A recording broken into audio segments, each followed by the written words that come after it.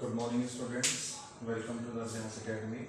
और हम अपने लास्ट हमने 10th क्लास के जो वीडियो लेक्चर में हमने सीखा था एसिड और बेस के कॉन्सेप्ट, एसिड और बेस की केमिकल प्रॉपर्टीज़ के बारे में सीखा था।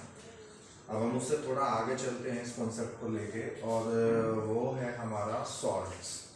वो प्रिपेयर किस तरह से होंगे और उनकी नेचर क्या होगी एंड पीएच कॉन्सेप्ट। आज ये दोनों टॉपिक हम इसमें अपने कवर करेंगे। तो सबसे पहले अगर हम सॉल्ट्स की बात करें, सॉल्ट्स होते क्या हैं, तो simply you can say product of acid and base reaction. Acid और बेस रिएक्शन करके जो प्रोडक्ट बनाते हैं उसे हम कहते हैं सॉल्ट। अब अगर इसके पहचानने की बात आए, या फिर इसको ना एक चीज और कह सकते हैं, product of neutralisation reaction. Neutralisation reaction होकर के जो प्रोडक्ट बनेगा उसे आप सॉल्ट कहेंगे। जो केमिकल फॉर्मूला लिखा हुआ है उसे आप पहचान करके किस तरह से बताएंगे कि वो सॉल्ट का है या किसी और चीज का है। तो उसके लिए देखिए, अगर आपके पास किसी एसिड का फॉर्मूला है,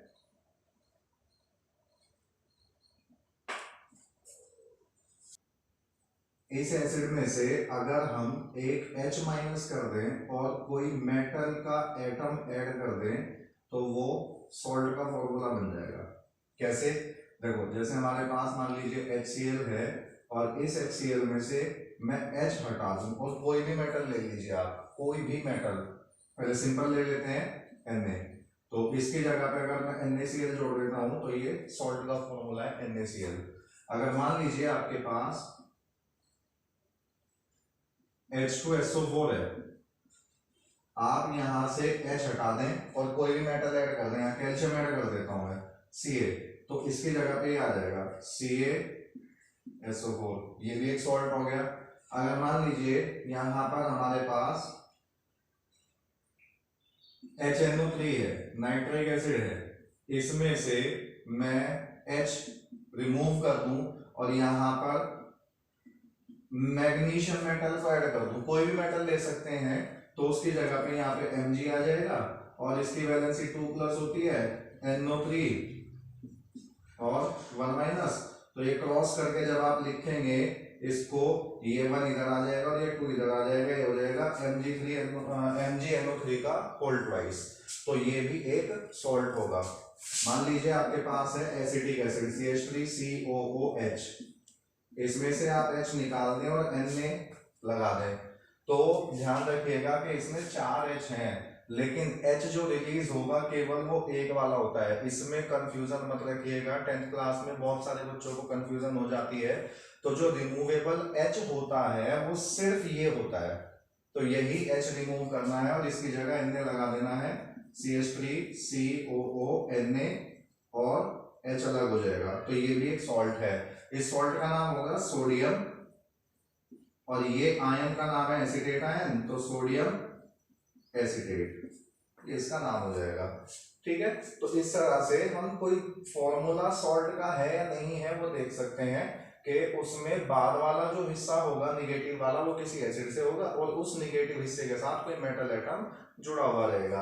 अब अगर हम इन सॉल्ट्स की कैटेगरी की बात करें, सॉल्ट्स के टाइप की, तो जो सॉल्ट के टाइप हो सकते हैं वो आपके न्यूट्रल सॉल्ट हो सकते हैं, आपके एसिडिक सॉल्ट हो सकते हैं और वो आपके बेसिक सॉल्ट हो सकते हैं। तो इस तरह से आप उनका कैटेगराइजेशन कर सकते हैं। लेकिन इससे पहले एक बार हमें टॉपिक को रिकॉल करना होगा जो हमने स्ट्रॉन्ग एसिड स्ट्रॉन्ग बेस पढ़े थे, कि कैसा एसिड और कैसा बेस रिएक्शन करे कि कैसा सॉल्ट बनेगा, कैसा टाइप का सॉल्ट बनेगा।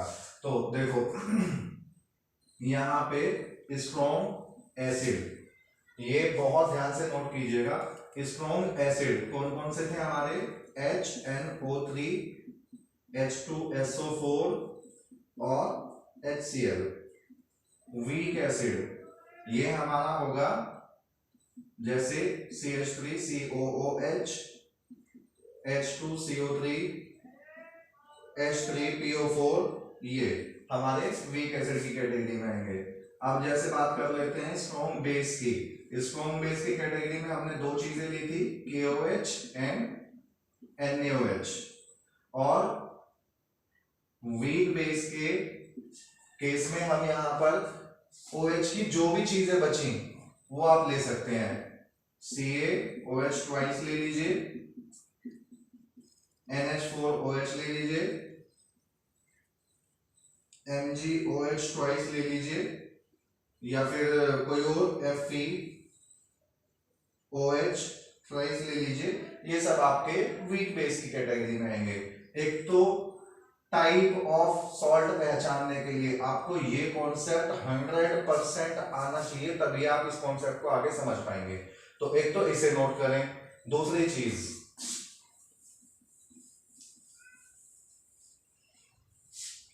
आप ये देखेंगे कि जो सॉल्ट है वो बना हुआ किस एसिड और किस बेस से है। उसके लिए मैं एक छोटी सी लाइन लिख देता हूं। अगर आपका सॉल्ट स्ट्रॉन्ग एसिड और स्ट्रॉन्ग बेस से बना हुआ रहेगा तो फिर वो सॉल्ट आपका न्यूट्रल होगा। बोर्ड में इससे बहुत सारे क्वेश्चन आते हैं। आपको सॉल्ट दे दिया जाता है, आपकी एक्सरसाइज में भी मिलेंगे, और वो सॉल्ट देके आपको पीएच पूछी जाती है। पीएच के बारे में हम अभी आगे बात करेंगे। तो सॉल्ट देके आपको पीएच पूछी जाती है, उसकी नेचर पता लगाने के बाद आप बता पाएंगे। तो स्ट्रॉन्ग एसिड स्ट्रॉन्ग बेस होगा तो न्यूट्रल सॉल्ट बनेगा। और अगर आपका स्ट्रॉन्ग एसिड और वीक, एक काम करता हूं, न्यूट्रल वाले पहले ही लिख देता हूं। वीक एसिड और वीक बेस अगर आपस में रिएक्शन करेंगे तो भी आपका न्यूट्रल सॉल्ट बनेगा। इसके बाद अगर स्ट्रॉन्ग एसिड और वीक बेस रहा तो जो चीज स्ट्रॉन्ग होगी, मींस चाहे एसिड चाहे बेस, जैसे यहाँ पे एसिड स्ट्रॉन्ग है, सॉल्ट की नेचर भी वही होगी। स्ट्रॉन्ग एसिड और वीक बेस का सॉल्ट जो है वो आपका एसिडिक नेचर का होगा। और आपका अगर ये वीक एसिड रहा और ये स्ट्रॉन्ग बेस रहा तो फिर इसकी नेचर आपकी बेसिक रहेगी, बेसिक सॉल्ट होगा। एक बार दोबारा सुन लीजिए, क्योंकि ये कॉन्सेप्ट, ये 4 लाइनें और ये 4 लाइनें आपके बहुत सारे क्वेश्चन कराने वाली हैं। अभी आपको स्ट्रॉन्ग एसिड्स याद रखने हैं, कौन कौन से हैं, वीक एसिड याद रखने हैं, आपको स्ट्रॉन्ग बेस याद रखने हैं और वीक बेस याद रखने हैं। फिर ये याद रखना है किस टाइप का एसिड किस टाइप के बेस से रिएक्शन करेगा तो कौन सा सॉल्ट बनेगा। ठीक है, इन्हें कॉपी करें और इनको दिमाग में रखें। अब देखिए, मैं कुछ जैसे एग्जांपल की बात करता हूं। अगर हमें यहां पे NaCl दिया, ये एक सॉल्ट है, और हमें ये बताना है कि ये एसिडिक है, बेसिक है या फिर न्यूट्रल है, इन तीनों टाइप में से कौन से टाइप का ये सॉल्ट है। तो इसमें आपको क्या करना है, दरअसल इसके पेरेंट्स पता लगाने हैं। पेरेंट्स पता लगाने का मतलब है कि ये सॉल्ट किस एसिड और किस बेस से मिलकर के बना हुआ है, आपको ये पता लगाना है। अच्छा, जाहिर सी बात है सॉल्ट जो बना होगा किसी बेस और एसिड से मिलके बना होगा, ये बात तो हमें पता है। अब ये देखना है कि बेस से जो है सॉल्ट का पॉजिटिव हिस्सा आता है और एसिड से आपका नेगेटिव हिस्सा आता है। तो ये जो पॉजिटिव हिस्सा है Na है ना प्लस और Cl माइनस है, तो Na किस बेस से आया है ये आपको पता लगाना होगा। अभी यहाँ पे जो हमने कैटेगरी लिखी थी, ये बताइए कौन से उससे Na आ सकता है, OH वाले उससे, NaOH से। और Cl कहां से, किस एसिड में Cl होता है, HCl में, ये HCl में होता है। अब यहाँ पे हमें ये इसके पेरेंट पता चल गए, ये बेस था और ये एसिड था, इन दोनों को मिला करके आपका ये सॉल्ट बना होगा। अब इनका नेचर देखते हैं। NaOH किस कैटेगरी का था, ये स्ट्रॉन्ग बेस था, और ये HCl हमारा स्ट्रॉन्ग एसिड की कैटेगरी का था। तो ये स्ट्रॉन्ग बेस है और स्ट्रॉन्ग एसिड है। अब आप सोचिए, अब ये जो लाइन लिखी थी यहाँ पे, उसके हिसाब से बताइए कि ये सॉल्ट किस कैटेगरी का होने वाला है। ये सॉल्ट आपका होगा न्यूट्रल। पीएच का कॉन्सेप्ट वैसे हम बाद में पढ़ेंगे, लेकिन फिर भी 7th 8th क्लास में आपने इतना पढ़ा होगा कि pH 7 जो होती है वो न्यूट्रल होती है, और 7 से नीचे जो pH होती है वो एसिडिक नेचर होती है, और pH 7 से ज्यादा होती है तो बेसिक नेचर होती है। उसके बारे में डिटेल में हम बाद में बात करेंगे, लेकिन फिलहाल मैं pH के बारे में भी लिख देता हूं जैसे ये न्यूट्रल सॉल्ट है तो इसकी पीएच कितनी होनी चाहिए, इसकी पीएच होगी 7। एक्चुअली आपसे ये भी सवाल पूछे जा सकते हैं कि सॉल्ट की नेचर भी बतानी है और पीएच भी बतानी है कि उसकी पीएच 7 होगी या 7 से ज्यादा होगी या कम होगी। इस तरह से मान लीजिए आपके पास CaSO4, ये मैं एक सॉल्ट दे दे रहा हूं। इस सॉल्ट में आपको पहले इसके पेरेंट्स पता लगाने होंगे और पेरेंट्स पता लगाने के लिए आप ये पता लगाएं कि Ca किस बेस से आया होगा। जो बेस है Ca का वो क्या होगा, CaOH का होल ट्वाइस कैल्शियम हाइड्रोक्साइड से आया होगा। SO4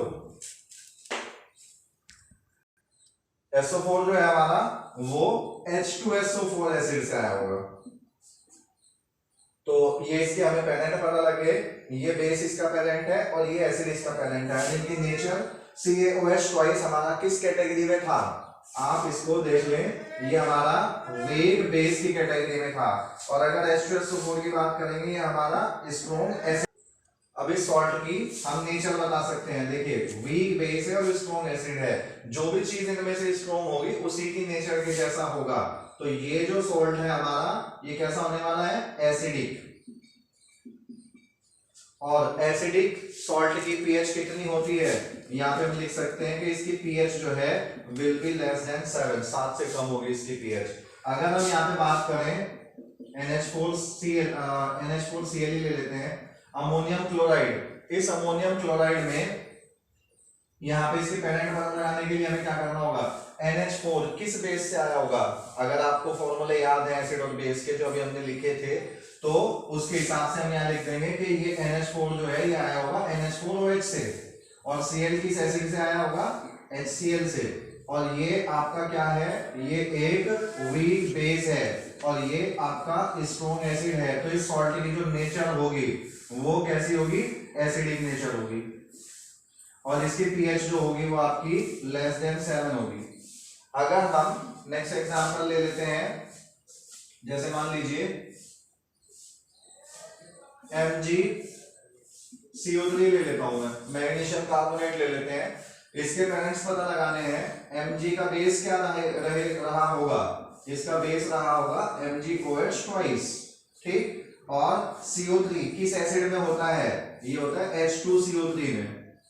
तो ये हमारा किस कैटेगरी में था, वीक बेस की कैटेगरी में, और ये वीक एसिड की कैटेगरी में। अब बताइए वीक एसिड है और वीक बेस है, तो इस सॉल्ट की नेचर कैसी होगी, न्यूट्रल। और इसकी पीएच कितनी होगी, पीएच विल बी 7, ठीक। अगर मान लीजिए मैं आपको कहूं CH3COONA, ये आपको मैंने एक सॉल्ट दिया, इसके आप पेरेंट्स लगाएं, पता लगाएं, तो CH3COO ये थोड़ा सा बाकी सॉल्ट्स के कंपैरिजन में ये थोड़ा उल्टा लिखा जाता है। एक्चुअली हम जानते हैं कि पॉजिटिव आयन पहले आता है, नेगेटिव आयन बाद में आता है, लेकिन एसिटेट के सॉल्ट्स को लिखने का तरीका यही होता है।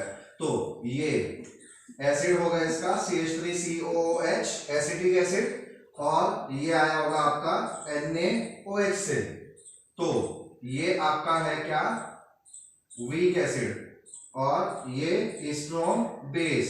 तो इस सॉल्ट की नेचर क्या होगी, ये वीक एसिड है और ये स्ट्रॉन्ग बेस है, तो इस सॉल्ट की नेचर होगी बेसिक। और इसकी पीएच कितनी होनी चाहिए, पीएच होनी चाहिए मोर देन 7, पीएच इसकी 7 से ज्यादा हो जाएगी, ठीक है। एक बार पॉज करके दोबारा से कॉन्सेप्ट को ध्यान से समझिए कि अगर कोई सॉल्ट आपका लिखा हुआ है तो उस सॉल्ट की पीएच कैसे पता लगेगी, उसकी नेचर कैसे पता लगेगी, क्योंकि डेफिनेटली जो लॉन्ग क्वेश्चन के क्वेश्चन होंगे जो पार्ट्स में डिवाइडेड रहते हैं उनमें से कहीं ना कहीं इस तरह के क्वेश्चन बोर्ड में जरूर आते हैं, या डायरेक्टली इस तरह का कोई क्वेश्चन पूछ लिया जाता है कि एक सॉल्ट ऐसा है और आपको इसका नेचर बताना है और इसकी पीएच बतानी है, ठीक है। इनको दोबारा से एक बार पोज करके या तो दोबारा से रिकॉल करें और या फिर आप इसे एक बार दोबारा से लिख के देखें, और कुछ सॉल्ट अपनी तरफ से ले लें, अपनी तरफ से पहले सॉल्ट के फॉर्मूले बनाना सीखिए और सॉल्ट के फॉर्मूले बना के इस तरह से उनकी आप नेचर पता लगाने की कोशिश करें और पीएच पता लगाने की कोशिश करें। अब हम नेक्स्ट टॉपिक की बात करते हैं, पीएच। पीएच का एक्चुअली मतलब है पोटेंस ऑफ OH आयंस। और सिंपली इसे आप अपनी लैंग्वेज में, ये दूसरी लैंग्वेज का वर्ड है, इसे आप सिंपली अपनी लैंग्वेज में कह सकते हैं अमाउंट ऑफ H आयंस। मान लीजिए आपको कोई सॉल्यूशन दिया, उस सॉल्यूशन में आपको ये बताना है कि उस सॉल्यूशन में इसकी H आयन की कंसंट्रेशन कितनी है, वो जिस तरीके से मेजर की जाती है दैट इज कॉल्ड पीएच। ठीक है, तो ये पीएच है। अब एक होता है पीएच स्केल। पीएच स्केल एक ऐसा स्केल है जो हमें किसी भी सॉल्यूशन की पीएच के हिसाब से उस सॉल्यूशन की नेचर बता देगा कि वो एसिडिक होगा, न्यूट्रल होगा, या फिर वो बेसिक नेचर का होगा। ये एक मार्किंग स्केल है जो 0 से 14 तक के नंबर होते हैं इसमें।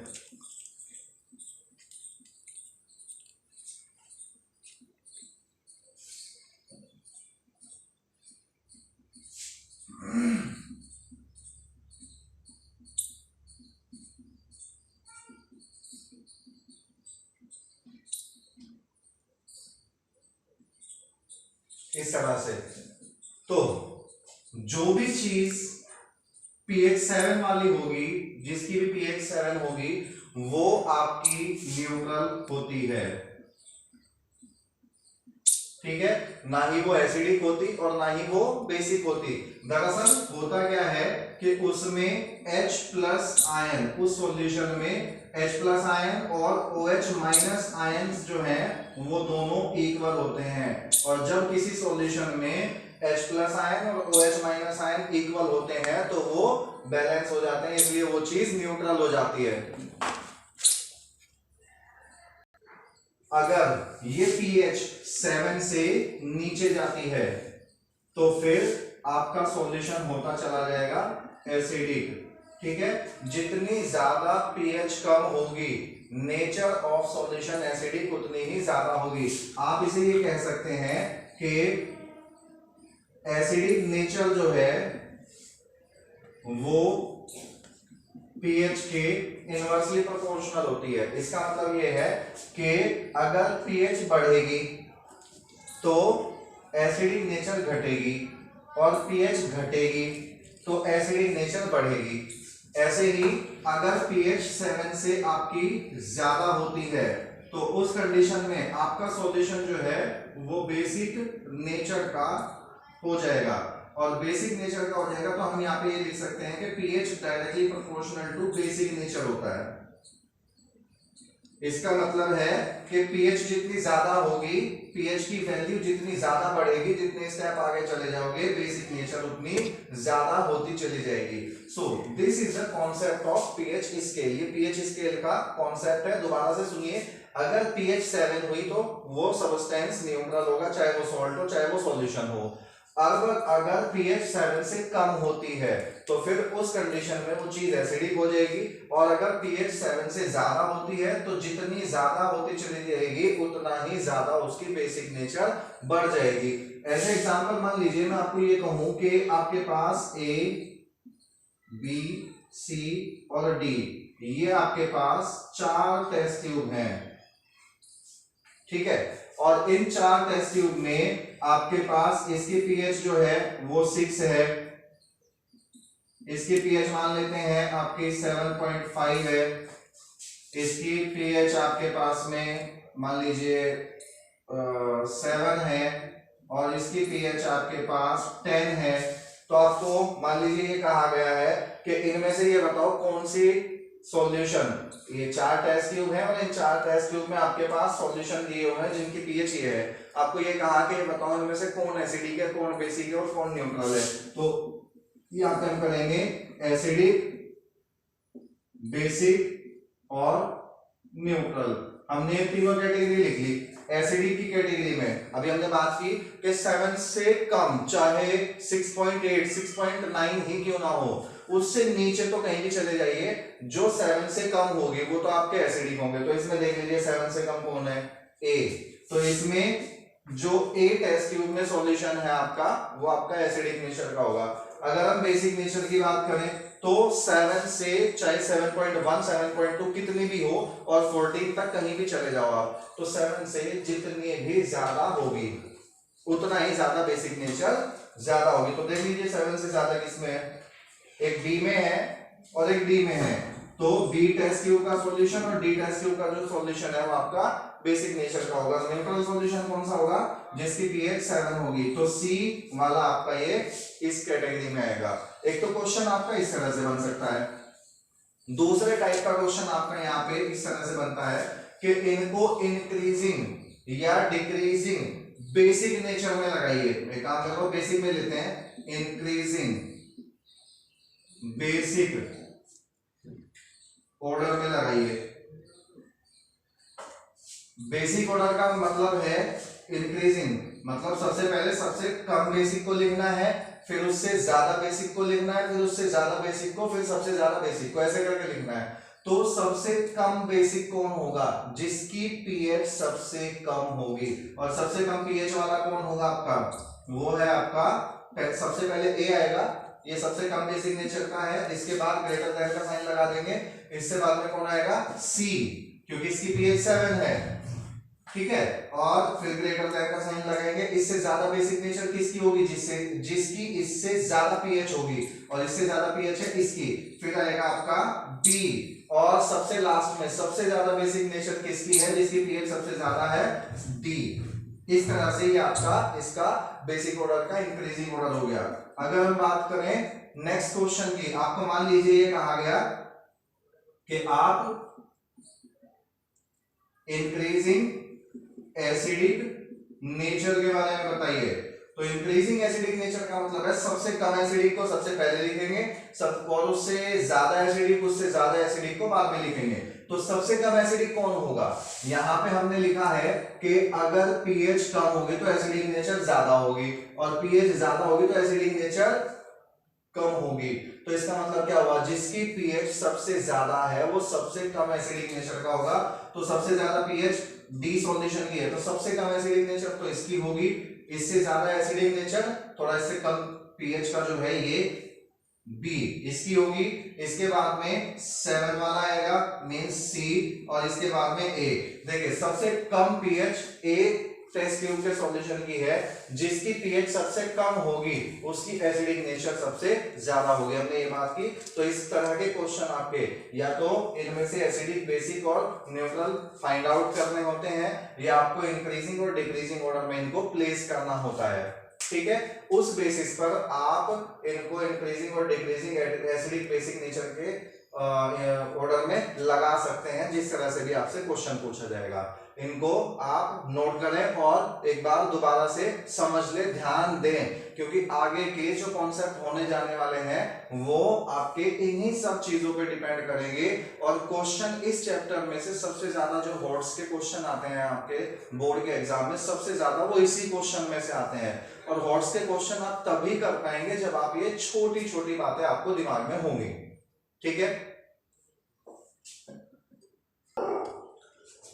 अच्छा, अब हम छोटे से कॉन्सेप्ट के बारे में और बात करते हैं कि पीएच जो है, हमने अभी कहा कि वो एसिडिक नेचर के तो इनवर्सली प्रोपोर्शनल होती है, बेसिक नेचर के डायरेक्टली प्रोपोर्शनल होगी, और H आयन की कंसंट्रेशन के इनवर्सली प्रोपोर्शनल होती है। ये एक लाइन आप याद रखेंगे तो बहुत सारे क्वेश्चन करने में आपको आसानी रहेगी। जैसे मान लीजिए मैं आपको एक क्वेश्चन कहूं कि you are having a solution is mixed with H+ ion. एक सॉल्यूशन था आपके पास और उसमें आपने H+ आयन डाल दिए, तो H+ आयन डालने पर what will be effect on pH value, pH value पर क्या इफेक्ट होगा। तो आप इसको ऐसे समझिए कि जब H आयन बढ़ाओगे तो pH आपकी घटेगी, ये है इसका मतलब इनवर्सली प्रोपोर्शनली का। और यहां पे आपने H आयन ऐड किए हैं तो सपोज करो, मान लेते हैं कि उसकी पीएच सॉल्यूशन की पहले x थी, ठीक है, आपने उसमें एच आयन ऐड कर दिए तो पीएच क्या हो जाएगी, पीएच आपकी कम हो जाएगी, डिक्रीज हो जाएगी। तो अब पीएच जो है विल डिक्रीज। जैसे ही आप एच आयन ऐड करोगे तो पीएच आपकी डिक्रीज हो जाएगी। और अगर मान लो ये पूछा जाए कि उस सॉल्यूशन की नेचर भी बताओ पहले से कैसी हो जाएगी, तो nature of solution will be acidic. तो जब आप एच आयन मिला देंगे तो उसकी वजह से नेचर ऑफ सॉल्यूशन एसिडिक हो जाएगी। तो इस तरह के भी क्वेश्चन आपसे पूछे जा सकते हैं। अब हम बात करते हैं कि हमें जो सॉल्यूशन दिया हुआ है वो आपको टेस्ट ट्यूब ला के दे दी, वो तो सादे पानी के जैसे दिखेंगे, फिर आपको पता कैसे चलेगा कि कोई सॉल्यूशन एसिडिक है या बेसिक है या न्यूट्रल है? तो उसके लिए हमें देख करके तो पता चलता नहीं है। तो हमें क्या करना होगा, हमें कुछ केमिकल्स का यूज करना होता है और उन केमिकल्स को हम कहते हैं इंडिकेटर्स। इंडिकेटर्स क्या होते हैं? वे chemical substances, chemical substances which give different color in acidic basic solution। मतलब अगर आप ऐसे केमिकल अगर उसे एसिड में डाले तो वो अलग कलर दे, बेस में डाले तो वो अलग कलर दे, या कुछ खुशबू भी अलग अलग देते हैं, कोई खुशबू देंगे कोई खुशबू नहीं देंगे, तो उस बेसिस पर हमें उनके कलर्स को याद करके पता चल जाता है कि कोई केमिकल सॉल्यूशन जो है वो आपका एसिडिक है कि बेसिक है। जैसे सबसे पहले और इजीएस्ट इंडिकेटर की मैं बात करूं तो वो है हमारा लिटमस। यहां पे आपसे क्वेश्चन भी पूछा जाता है, ध्यान रखिएगा इस बात को कि लिटमस कहां से आता है। तो आपने 9th क्लास में बायोलॉजी में पढ़ा होगा, एक कॉम्बिनेशन होता है एल्गी और फंजाई का, उसे कहते हैं लाइकन्स। तो ये लाइकन्स से हमें मिलता है और ये आपका दो तरह का हो सकता है, एक red litmus and blue litmus, ठीक है। तो देखिए अगर आप रेड कलर का लिटमस लेते हैं और किसी सॉल्यूशन में डालने पर वो ब्लू हो जाता है, रेड लिटमस लिया और वो किसी सॉल्यूशन में डालने पर ब्लू हो जाता है, तो वो सॉल्यूशन आपका बेसिक होगा। रेड लिटमस बेसिक सॉल्यूशन में डालने पर ब्लू हो जाते हैं। दूसरी चीज, अगर आपने ब्लू लिटमस लिया और ब्लू लिटमस लिया आपने, वो सॉल्यूशन में डाला और वो रेड में चेंज हो गया, तो वो आपका एसिड होता है। इसमें पॉसिबली आपको कोई कंफ्यूजन हो जाए तो उसके लिए एक आसान तरीका बताता हूं मैं। देखो आपके जो एसिड होते हैं, एसिड बहुत ही कोरोसिव नेचर के होते हैं। कोरोसिव मतलब डेंजरस, अगर स्किन पे डल जाए तो वो उसे जला देते हैं। तो एसिड डेंजरस होते हैं और डेंजर का कलर क्या होता है? रेड। अब अगर किसी सॉल्यूशन में ब्लू लिटमस लिया और वो रेड हो गया, दोबारा सुनिए, अगर किसी सॉल्यूशन में ब्लू लिटमस डालने पर वो रेड हो जाता है, तो रेड हो जाता है मतलब वो डेंजर का निशान है। और डेंजरस कौन सी चीजें होती हैं?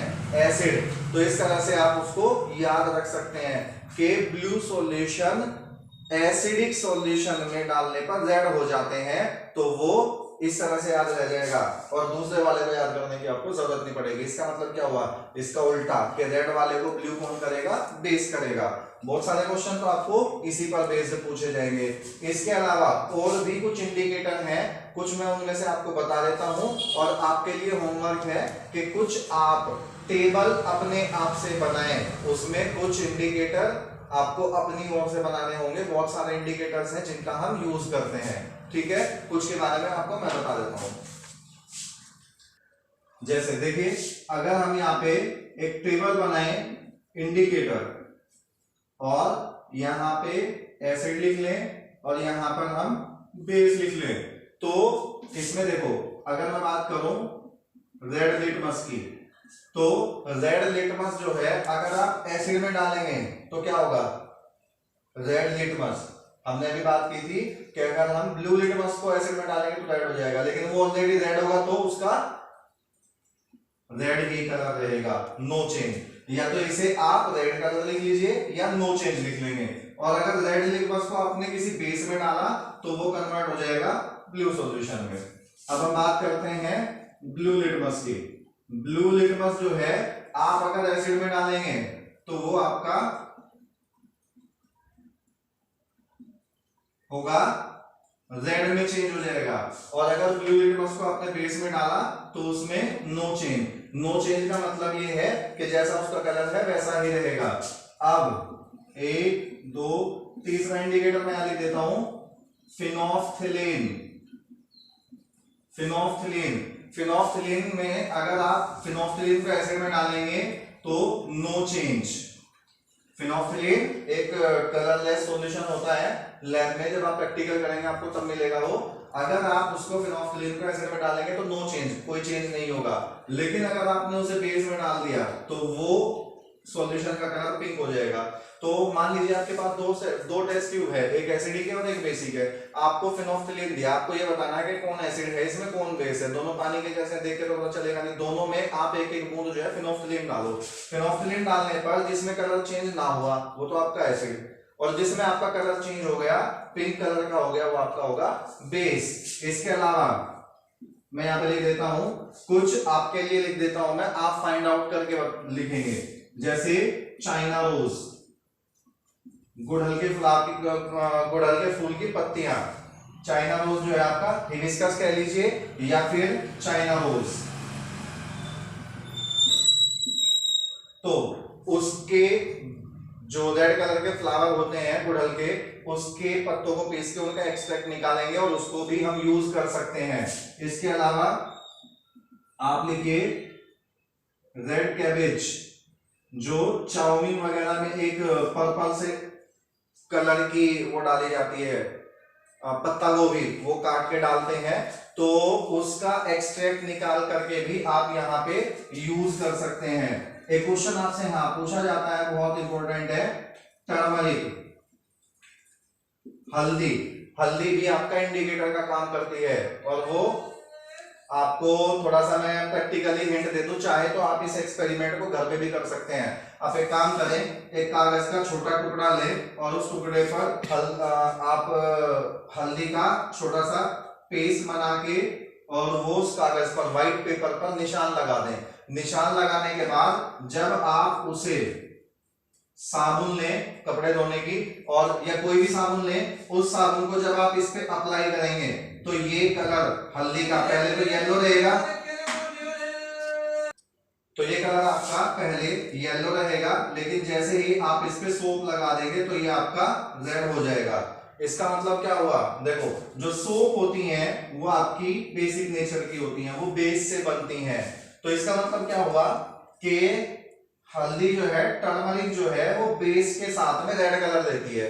अब अगर आप इस पे यहां पे अप्लाई कर देते हैं lemon juice, lemon juice apply कर देंगे तो ये कलर आपका दोबारा से येलो हो जाएगा। तो अगर आप लिखना चाहें कि हल्दी को अगर आपने एसिड में डाला तो क्या होगा, वो आपका कोई चेंज नहीं करेगा, और अगर आपने हल्दी को बेस में डाला तो वो रेड कलर की हो जाएगी। तो ये आपके, अगर मैं कहूं, ये आपके नेचुरल इंडिकेटर हैं जो नेचर में पाए जाते हैं, ये आपके केमिकल इंडिकेटर्स हैं।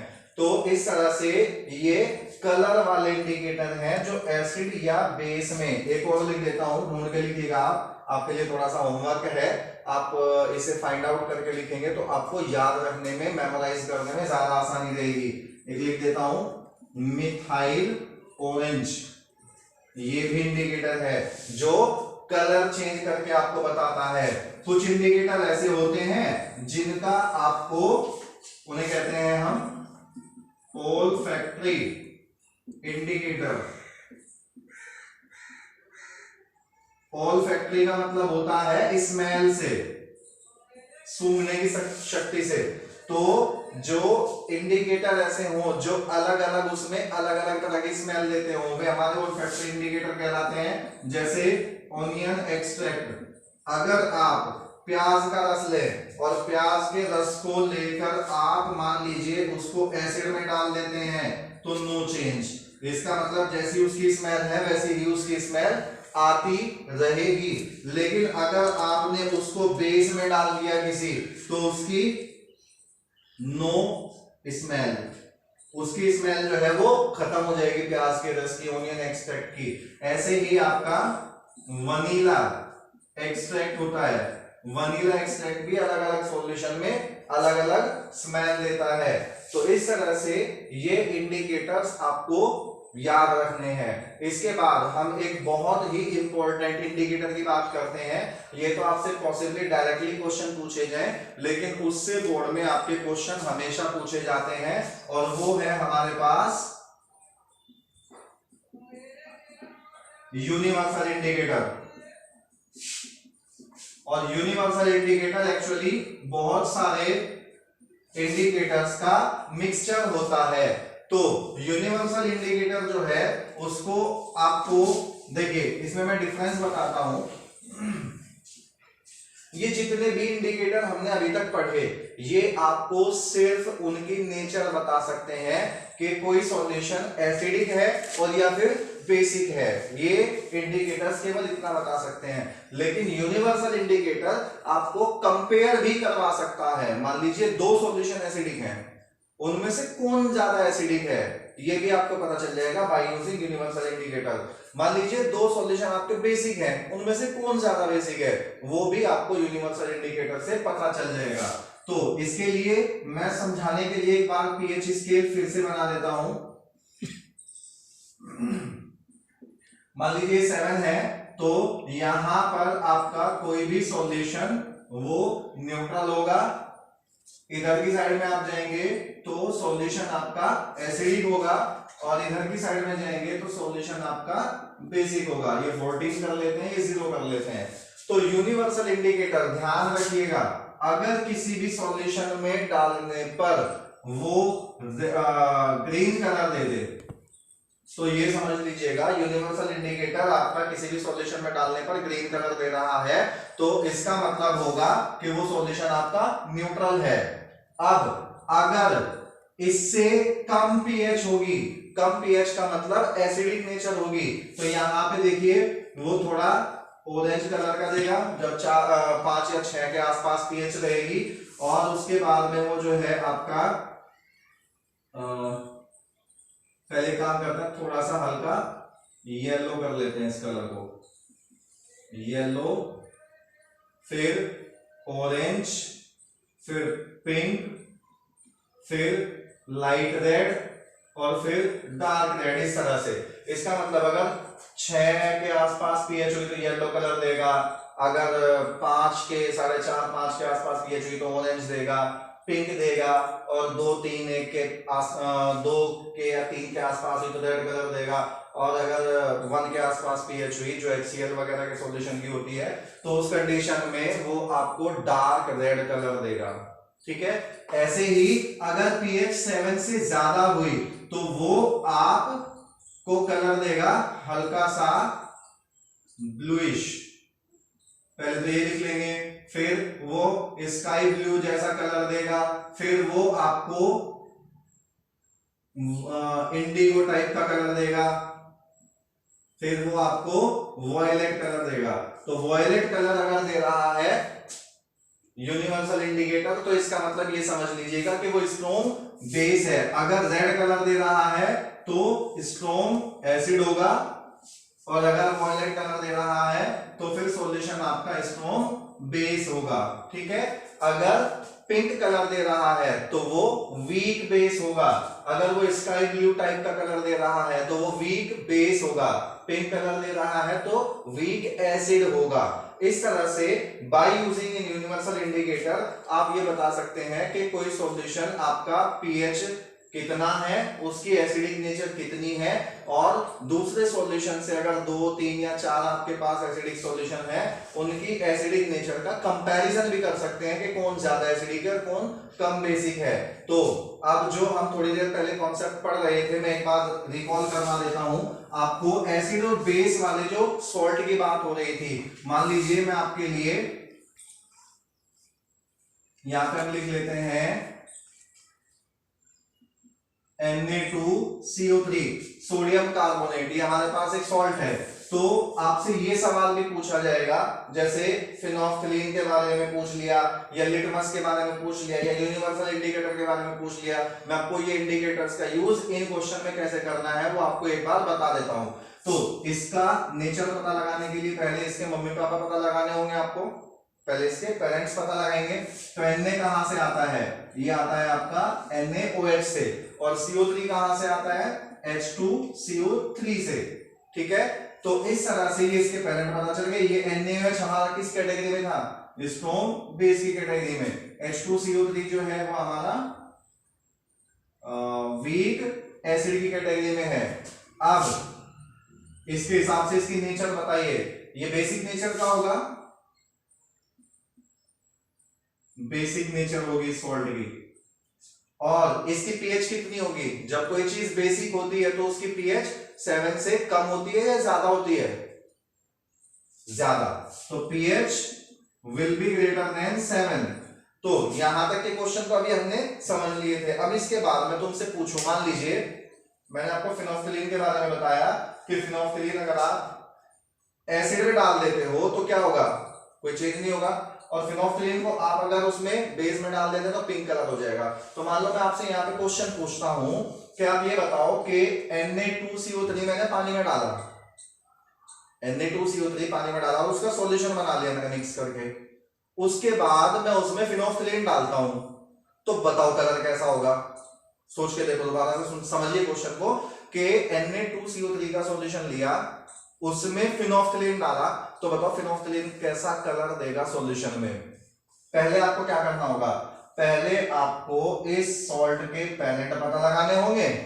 पैरेंट पता लगाने के बाद उसकी आपको पीएच पता लगानी होगी या नेचर पता लगानी होगी। और नेचर पता लगाने के बाद हमें पता चल रहा है कि ये बेसिक नेचर का है, और ये बेसिक नेचर का है तो फिनोल्फथलीन बेस में कैसा कलर देगा, ऑब्वियसली पिंक कलर देगा, ठीक है। अब अगर हम मान लीजिए यहां पे बात करें कि एक और एग्जांपल ले लेता हूं मैं, जैसे मान लें हमारे पास है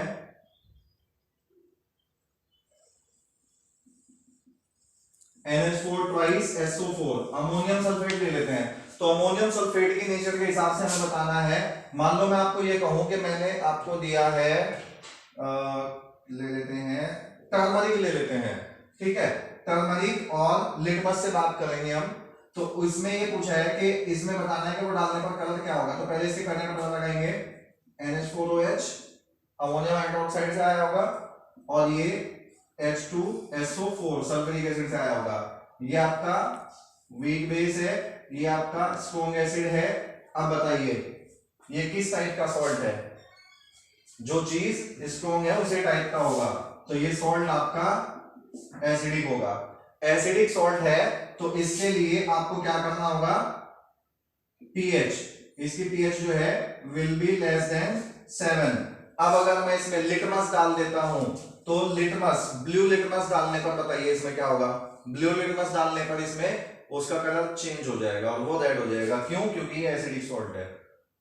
अगर इसमें आपने रेड लिटमस डाला तो बताइए क्या होगा, कुछ भी नहीं होगा, क्योंकि ये एसिडिक नेचर का है और एसिडिक नेचर के सॉल्यूशन में जो लिटमस है उसका कलर चेंज नहीं होता है। अगर मान लीजिए आपने इसमें यूनिवर्सल इंडिकेटर डाला, यूनिवर्सल इंडिकेटर डालने पर इसका कलर कैसा होना चाहिए, या तो पिंक होना चाहिए और या रेड होना चाहिए, क्योंकि ये एक स्ट्रॉन्ग एसिड होता है। तो स्ट्रॉन्ग एसिड का सॉल्ट जो है उसकी पीएच भी बहुत ज्यादा कम होती है और उसकी एसिडिक नेचर बहुत ज्यादा हो जाती है। बहुत ज्यादा होने का मतलब येलो और ऑरेंज तो होगा नहीं, वो तो वीकली एसिडिक का होता है। तो उसकी जो पीएच होगी वो पिंक और रेड की तरफ जाएगी, रेड या पिंक कलर देगा, तो मतलब स्ट्रॉन्ग एसिडिक नेचर का है। तो ये कुछ कॉन्सेप्ट थे हमारे। इसके अलावा एक छोटा सा होमवर्क और देता हूं मैं आपको। आप अपनी बुक में से फाइंड आउट करें या जैसे भी आपको फाइंड आउट करने हैं कि हमारी डेली लाइफ में, जैसे मैं आपके सिलेबस से कुछ नाम लेता हूं, आप नोट करें। जैसे ऑक्जेलिक एसिड, वो कहां पे होता है? आंट्स में पाया जाता है, चींटियों में। जो लाल वाली चींटियां होती हैं वो काटते हैं और जब खुजली होती है तो वो उस फॉर्मिक एसिड की वजह से होती है, तो वो चींटियों में पाया जाता है। ठीक है, अब हम बात करते हैं अगर टार्टरिक एसिड की, बहुत खट्टा होता है, वो होता है इमली में, टेमरिंड में। ठीक है, और जैसे सिट्रिक एसिड वो पाया जाता है हमारा सिट्रस फ्रूट्स में। ठीक है, ये इस तरह से कुछ एसिड्स हैं।